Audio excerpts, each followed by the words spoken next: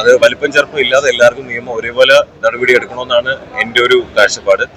So അത് എല്ലാവർക്കും അതേപോലെ തന്നെ ഉണ്ടാവണം. പിന്നെ ഞാൻ പറഞ്ഞില്ലേ, ഇതിപ്പോ ഒരു വാണിംഗ് ആണ്. ഇതേപോലെ ഇനി ആര് ചെയ്താലും അവർക്കും ഇതേപോലെയുള്ള കാര്യങ്ങൾ ഉണ്ടാവണമെന്ന് ആഗ്രഹിക്കുന്നു. ഇപ്പൊ ഹണി റോസ് കേസ് കൊടുത്തത് കൊണ്ടാണ് ഇപ്പൊ ബോച്ചി അടക്കമുള്ളവർക്കെതിരെ കേസ് വന്നിരിക്കുന്നത്.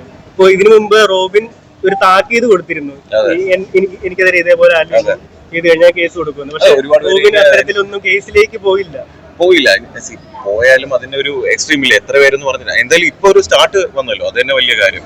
ഇതിൽ ഇനിയിപ്പോ കമന്റ് ചെയ്യുന്നവരെല്ലാരും ഒന്ന് ശ്രദ്ധിക്കത്തില്ലേ? ഉറപ്പായിട്ടും. കാരണം ആര് വേണമെങ്കിലും എപ്പോ വേണമെങ്കിലും പിടിക്കപ്പെടാം. എനിക്ക് ആ ഒരു മനുഷ്യനെ പിടിച്ചോണ്ട് പോകുന്ന കണ്ടപ്പോഴത്തേക്ക് വിഷമം തോന്നി. കാരണം അനാവശ്യമായിട്ടുള്ള കാര്യമായിരുന്നു. ആവശ്യമില്ലാത്ത കാര്യത്തിൽ ഇടപെട്ടിട്ടല്ലേ ഇതുപോലെ പോയത്. അതുകൊണ്ട് എല്ലാവരും മോണിറ്റർ ചെയ്യുന്നുണ്ട്. ആര് വേണമെങ്കിലും എപ്പോഴും വേണമെങ്കിലും എന്ത് ചെയ്യാം, പിടിക്കപ്പെടാം. അതുകൊണ്ട് ശ്രദ്ധിച്ചൊക്കെ സോഷ്യൽ മീഡിയ യൂസ് ചെയ്യുക, അത്രേ ഉള്ളൂ. ഞാൻ പറയേണ്ട ആവശ്യമില്ല, എല്ലാവർക്കും അറിയാവുന്ന കാര്യം തന്നെയാണ്. പിന്നെ അതിൽ സോഷ്യൽ മീഡിയയിൽ ഒരു ലിമിറ്റ് വെച്ചിട്ട് എല്ലാവരും റെസ്ട്രിക്ഷൻ കാര്യങ്ങളൊക്കെ വെച്ച് ഗവൺമെന്റ് അതിൻ്റെതായിട്ടുള്ള കുറച്ച് കാര്യങ്ങൾ കൊണ്ടുവരണമെന്ന് ആഗ്രഹിക്കുന്നു. അതേപോലെ ഇപ്പൊ ഈ ഫേക്ക് ഐഡി ഉപയോഗിക്കുന്നവർ പലരുടെയും വിചാരം പിടിക്കപ്പെടുക. അതാ പറഞ്ഞ അതിനിപ്പോ നമ്മൾ ആധാർ കാർഡോ അല്ലെങ്കിൽ ഈ പറഞ്ഞ കാര്യങ്ങളൊക്കെ വെച്ചിട്ട് അതുവഴി മാത്രം അക്കൗണ്ട് ക്രിയേറ്റ് ചെയ്യുക, എല്ലാം മോണിറ്റർ ചെയ്യുന്ന രീതിയിലാണെങ്കിൽ ഇതൊക്കെ റെസ്ട്രിക്ട് ചെയ്യാന്നേ ഉള്ളൂ. അതൊക്കെ നമ്മൾ സൈബർ സെല്ലിൽ തീരുമാനിക്കണം. അപ്പൊ താങ്ക് യു.